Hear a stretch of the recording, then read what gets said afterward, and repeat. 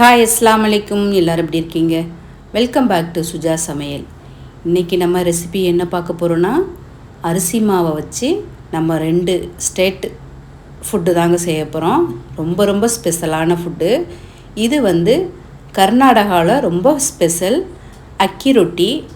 இது அரிசி மாவும் கொஞ்சமாக மைதா மாவும் சேர்த்து சூப்பராக இருக்கும் இந்த ரெசிபி. கர்நாடகாவில் அடிக்கடி இந்த ரெசிபி தாங்க செய்வாங்க. இது கூட நம்ம என்ன கறி வேணாலும் மேட்சிங்காக இருக்கும். இன்றைக்கி நான் சிக்கன் கிரேவி வச்சுருக்கேன், அதனால் இன்றைக்கி சிக்கன் கிரேவி வச்சு சாப்பிட்றேன். இது குருமா எது வேணாலும் வச்சு சாப்பிட்டாலும் நல்லாயிருக்கும். இப்போ இன்னொரு ரெசிபி நம்ம பார்க்கலாம். இது கேரளாவில் ரொம்ப ரொம்ப ரொம்ப ஸ்பெஷலுங்க. இது ஒன்லி அரிசி மாவு தாங்க. கேரளாவில் ரொம்ப ஃபேமஸான பத்திரி தான். ஆயில் கிடையாது, ரொம்ப சாஃப்டாக இருக்கும். மார்னிங் பிரேக்ஃபாஸ்ட்டாக சாப்பிட்லாம், அதையே நம்ம டின்னராகவும் சாப்பிடலாம், நைட்டுக்கு வச்சும் சாப்பிட்லாம். வச்சு சாப்பிட இன்னும் நல்லாயிருக்கும். இது கெட்டு போகாது. அதே சமயம் 2 ரெசிபிக்குமே நம்ம ஆயில் சேர்க்க போகிறது கிடையாது. இதுக்கும் எல்லா குருமா கறி குழம்பு எது வேணாலும் மேய்ச்சிங்க. ஆனால் எனக்கு பிடிச்சது தேங்காய் பால் தாங்க. தேங்காய் பால் வச்சு அது மேலே சர்க்கரை தூவி சாப்பிட்டு பாருங்கள், சூப்பராக இருக்கும். எனக்கு இதான் ரொம்ப பிடிக்கும். உடனே நான் சாப்பிட மாட்டேன், கொஞ்சம் நேரம் ஊற விட்டு நீங்கள் சாப்பிட்டு பாருங்கள், வேறு மாதிரி அப்படி டேஸ்ட்டாக இருக்குங்க. மிஸ் பண்ணாதீங்க, அதே சமயம் ஸ்கிப் பண்ணாதீங்க. வாங்க நம்ம வீடியோக்குள்ளே போகலாம். இப்போ அடுப்பை ஆன் பண்ணிவிட்டு ஒரு சட்டியை வைங்க. அதில் மெஷர்மெண்ட் கப்பில் இது 250 ml, இதில் 3 கப்பு தண்ணி நம்ம எடுத்துக்கலாம். தண்ணி அளவை கரெக்டாக வைங்க, அப்போ தான் கரெக்டாக இருக்கும் மாவு. 3 கப்பு தண்ணி சேர்த்துட்டு இதில் கொஞ்சமாக உப்பு சேர்த்துக்குங்க. 1 டேபிள் ஸ்பூன் சர்க்கரை சேர்த்துக்குங்க. சர்க்கரை ஆப்ஷனல் தான், உங்களுக்கு வேணும்னா ஸ்கிப் பண்ணிடுங்க. கொஞ்சமாக தேங்காய் எண்ணெய். மாவு நமக்கு ஒட்டாமல் இருக்கிறதுக்காக. தண்ணி நல்லா கொதித்து வரட்டும். கொதித்ததுக்கு பிறகு அதே மெஷர்மெண்ட் கப்பில் இப்போ நம்ம 250 ml மெஷர்மெண்ட் கப்பில் நம்ம 2 கப்பு எடுத்துருக்கோம். அப்போனா 500 கிராமு மாவை நம்ம இடியப்பம் எப்படி நம்ம மிக்ஸ் பண்ணி கையில் பிசைவோமோ அதே டைப் தாங்க. இப்போ நல்லா மிக்ஸ் ஆகட்டும். தண்ணியில் கட்டிப்படாமல் நல்லா மிக்ஸ் பண்ணிக்கோங்க. நம்ம செய்ய போகிற 2 டிஷ்ஷுக்குமே இந்த ஒரு மாவு தாங்க, அக்கி ரொட்டிக்கும் பத்திரிக்கும்.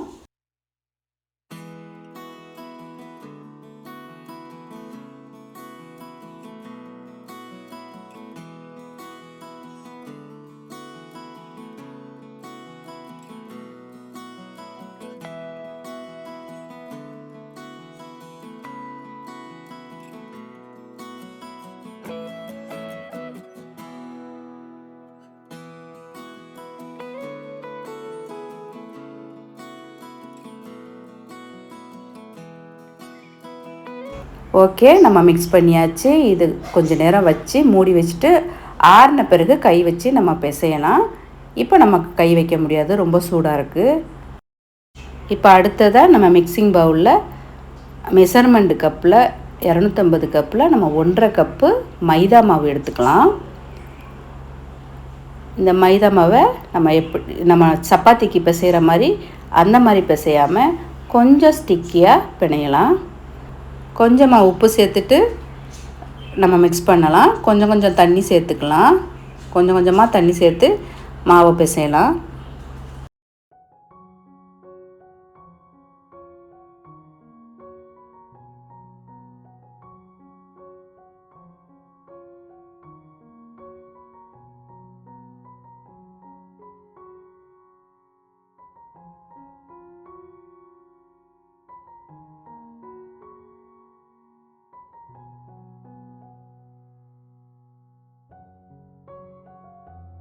இந்த மாதிரி பிசையணும், கொஞ்சம் ஸ்டிக்காக இருக்கணும்.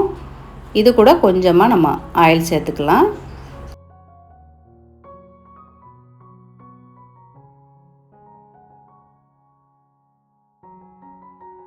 ஓகே, நம்ம மாவு பிசைஞ்சாச்சு. இதை கொஞ்சம் நேரம் மூடி வச்சிடலாம்.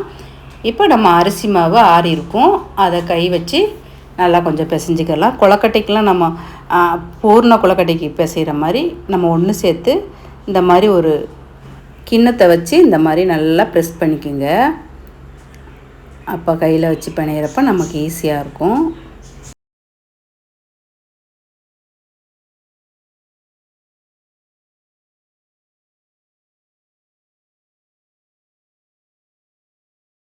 ஓகே, இப்போ நமக்கு இந்த மாவு ரெடி ஆயிடுச்சு.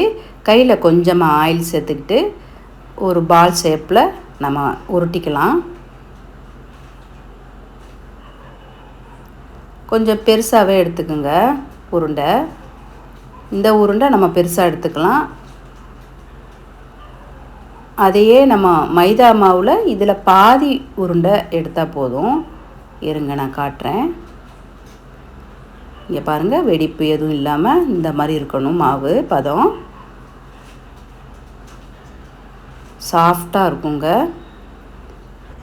நம்ம மாவு எல்லாத்தையுமே இந்த மாதிரி உருண்டை பிடிச்சி வைக்க வேணாம். அப்போக்கப்போ நம்ம உருண்டை உருட்டிக்கலாம். இப்போ நம்ம 2 உருண்டை போதும். ஏன்னா இல்லைன்னா மாவு ஒரு மாதிரி காஞ்சாப்பில் போயிடும். நம்ம சுடுறப்ப அப்போக்கப்போ நம்ம வளர்த்து எடுத்துக்கலாம். இது மைதாவை நம்ம அரிசி மாவு எடுத்த அளவு இல்லாமல் பாதி அளவு மாவு எடுத்து இதே மாதிரி உருண்டை பிடிச்சிக்கலாம். இதையும் இந்த மாதிரி உருண்டை பிடிச்சிட்டு கொஞ்சமாக மைதா மாவு தூவி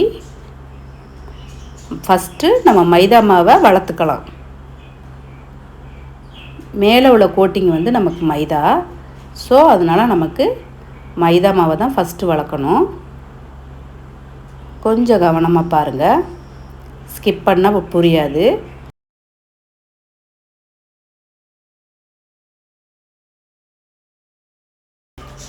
ஓகே, இப்போது நம்ம அரிசி மாவு உருண்டையை இதை உள்ளே வச்சு அப்படியே ஒரு ரோல் பண்ணிட வேண்டியதான்.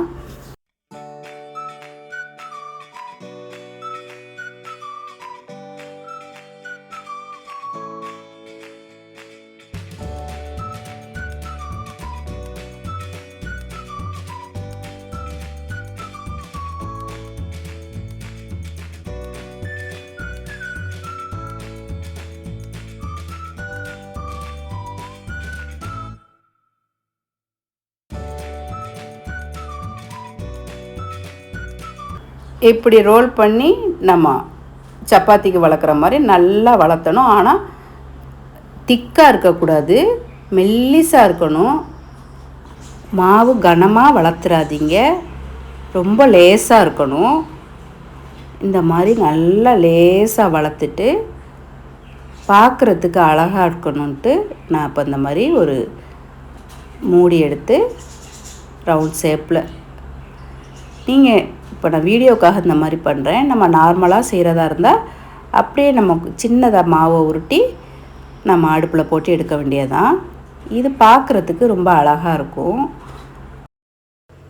உங்களுக்கு இந்த வீடியோ பிடிச்சிருக்கா?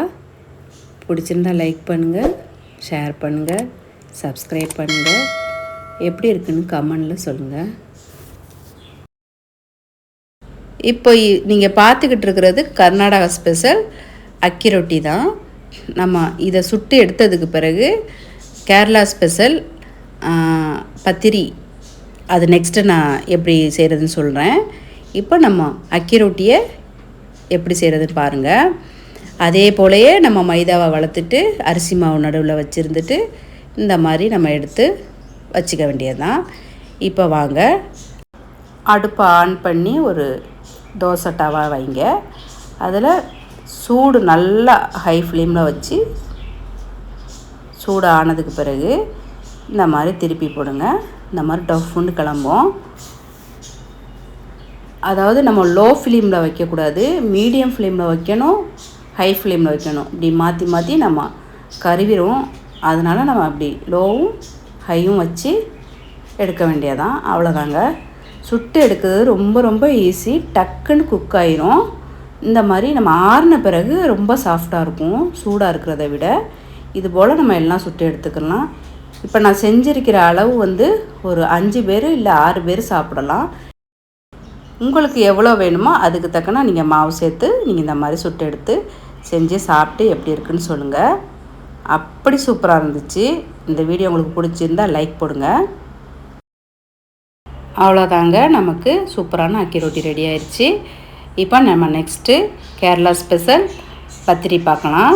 ரொம்ப ஃபேமஸானது. நம்ம நெக்ஸ்ட் அதை பார்க்கலாம் வாங்க.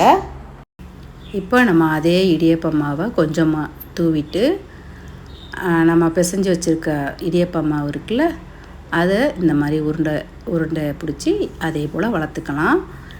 நம்ம மேலே உள்ள கோட்டிங் மைதா மாவு இதுக்கு சேர்க்க போகிறதில்ல, ஒன்லி அரிசி மாவு மட்டும்தான். அதே போல் வளர்த்து ரொம்ப திக்காக வளர்த்துறாதீங்க. இதே போல் தின்னாக, அதாவது நம்ம மெல்லிசாக வளர்த்தா தான் நல்லாயிருக்கும். அதே மாதிரி நம்ம ஒரு பாக்ஸை வச்சு ரவுண்ட் ஷேப்பில் எடுத்துகிட்டு அடுப்பில் போட்டு எடுக்க வேண்டியதான். இதுவும் ரொம்ப ஈஸியான ரெசிபி, ரொம்ப டேஸ்ட்டான ரெசிபிங்க. கேரளாவில் இது ரொம்ப ஸ்பெஷலு, விரும்பி சாப்பிடுவாங்க. அவங்களுக்கு இந்த ஃபுட்டு ரொம்ப பிடிக்கும். நம்மளும் இதே போல் செஞ்சு பார்த்துட்டு எப்படி இருக்குன்னு சொல்லுங்கள். எல்லாத்தையும் நான் இந்த மாதிரி பரத்தி ரவுண்ட் ஷேப்பில் எடுத்து வச்சுருக்கேன். அவ்வளோதாங்க. இதையும் இந்த மாதிரி எண்ணெய் ஆயில் எதுவுமே சேர்க்காமல் மீடியம் ஃப்ளேமில் வச்சுக்கோங்க. ஹை ஃப்ளேம்லேயும் வைக்க வேணாம், லோ ஃப்ளேம்லேயும் வைக்காமல் நம்ம மீடியமாக வச்சு, ஏன்னா கருவிரும். இந்த மாதிரி நம்ம சுட்டு எடுத்துக்கலாம். ரொம்ப பஞ்சு போல் சாஃப்டாக அவ்வளோ அழகாக இருக்குங்க. லேட்டாக தான் இதுக்கு இன்னும் சாஃப்ட்னஸ் கொடுக்கும். ஓகே ஃப்ரெண்ட்ஸ், இப்போ நம்ம கர்நாடகா அக்கி ரொட்டியும் கேரளா ஸ்பெஷல் பத்திரியும் நம்ம பார்த்தாச்சு. இவ்வளோ நேரம் பொறுமையை பார்த்ததுக்கு ரொம்ப நன்றி. தேங்க்யூ ஃபார் வாட்சிங். பாய். அஸ்ஸலாமு அலைக்கும்.